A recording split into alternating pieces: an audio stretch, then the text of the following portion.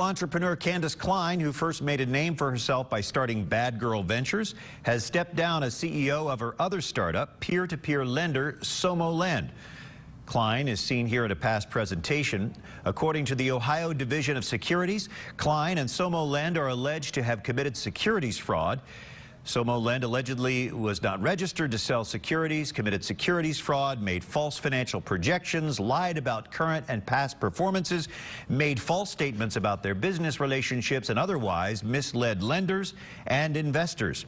The notice of intent to issue a cease and desist order was issued June 14th. A final hearing will be held in October. Reporter Andy Brownfield is following this story for the Business Courier. He joins U.S. Bank Business Watch producer Kelly Leon in the studio. Andy and Kelly. Thank you, Brian. And Andy, welcome. You're fairly new to the Courier. We appreciate you being here. You know, people are fascinated by this story because Candace is such a well-known person in town. Talk a little bit about the specific allegations against Candace Klein and SoMoLend. Well, the state's alleging that she and SoMoLend were not registered to sell securities either federally or with the state, and that she and SoMoLend in presentations misled investors with false revenue projections and lied about how many investments they had made and the return on those investments. You spoke to her attorney on Friday morning. What did her attorney have to say?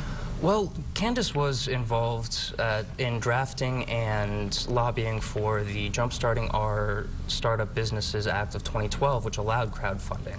Now, the Securities and Exchange Commission hasn't yet put down rules to implement this crowdfunding, but it would take the regulatory authority out of the state's hands. And now her attorney is saying that she's being targeted by the state regulator because of her role in circumventing their authority.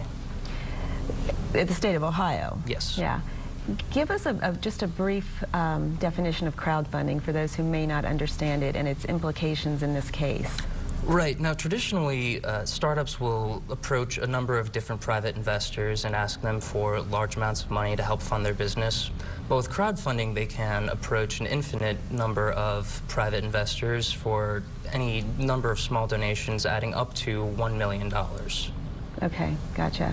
All right, you're going to be following this story for the Courier, and I'm sure people are going to be reading it very thoroughly. Thanks so much, Andy. Thank you.